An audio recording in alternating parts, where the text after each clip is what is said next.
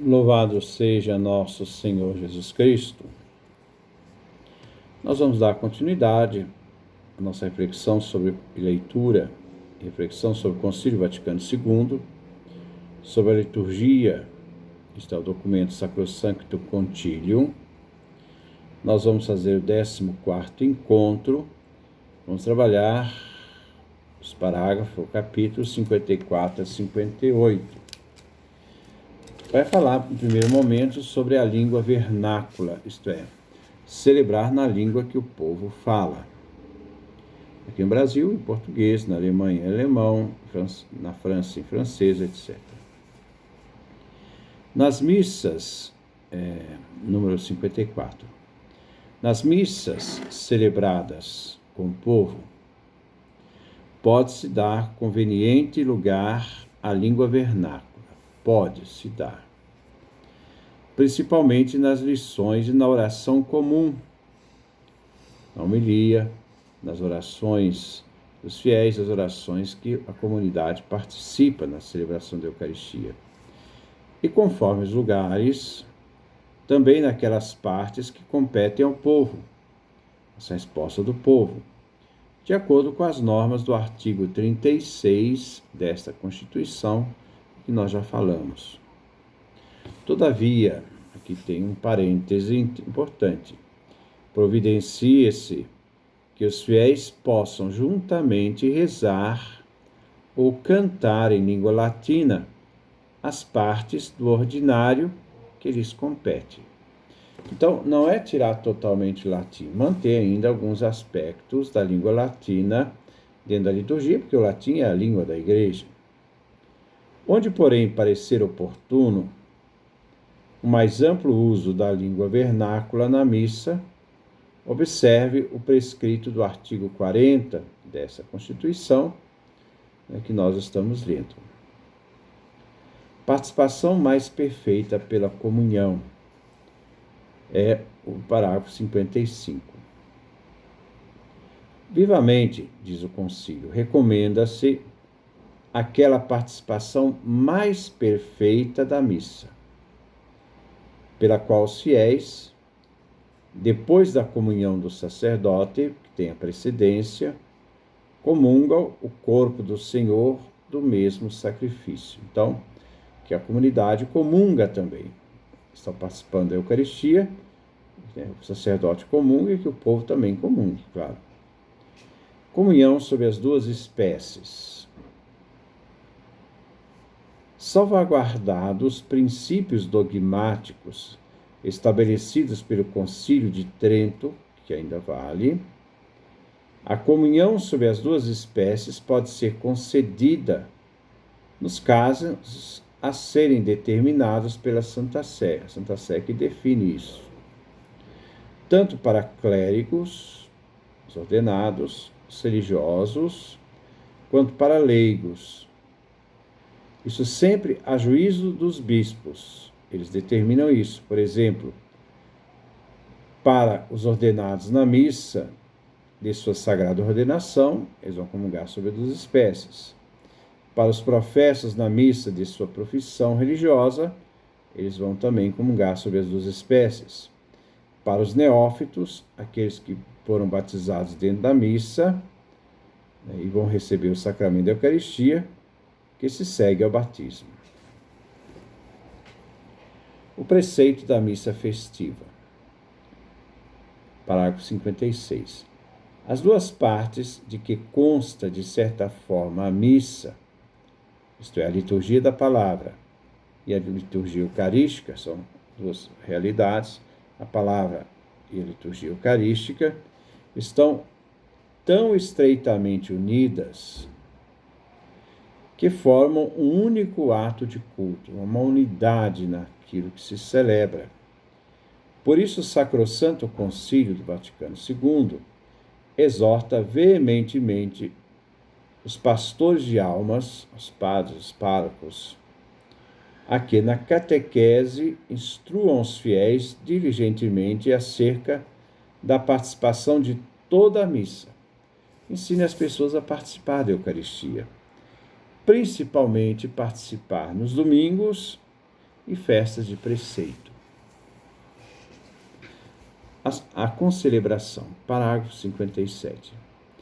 A concelebração, que apropriadamente manifesta a unidade do sacerdócio, então manter sempre esse aspecto unitário, permaneceu até o presente em uso tanto na Igreja Oriental quanto na Igreja Ocidental. Por isso o concílio houve por bem estender a faculdade de concelebrar aos seguintes casos. Então, foi estendido a alguns casos. Primeiro, quais são os casos em que se concelebram?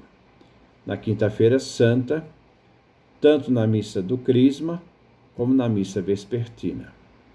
Aí se pode realmente fazer essa concelebração. Nas missas dos concílios, reuniões de bispos e sínodos, se pode fazer a concelebração. Na missa de bênção do abade, se pode fazer também a concelebração. Além disso, com a licença do ordinário, isto é, do bispo, a quem compete julgar da oportunidade da concelebração, se deve ou não fazer a concelebração, ele deve ter atenção primeiro na missa conventual, isto é, dentro do convento, na missa principal das igrejas, das matrizes e da catedral, quando a utilidade dos fiéis não exigir a celebração individual de todos os sacerdotes presentes. Nas missas, durante as reuniões de sacerdotes de qualquer categoria, quer secular, quer religiosos, também se pode concelebrar. Ao bispo, contudo, cabe moderar a disciplina da concelebração na diocese. Não virá um fato estar sempre fazendo essa concelebração. Conceda-se, porém, sempre a cada sacerdote a faculdade de celebrar missa individualmente. Então, o padre pode celebrar a sua missa individualmente. Isto é uma faculdade concedida pelo bispo. Mas, agora tem algumas realidades que se deve ter atenção. Mas, não ao mesmo tempo. Então, ter num lugar dois padres celebrando a missa ao mesmo tempo. Nem na mesma igreja. Dentro de uma igreja, um está celebrando no altar principal, o outro celebrando no altar lateral. Duas missas no mesmo local, não, na mesma igreja. Nem na Quinta-feira Santa, que se deve reduzir ao aspecto, né, da missa da manhã, que é a missa de Santos Óleos, né, que seja feita concelebrada. Então, se deve guardar essas normas. E número 58. Elabore-se o novo rito da concelebração, então que seja pensado esse novo rito de como celebrar, a ser inserido no pontifical, isto é, no missal dos bispos e no missal romano.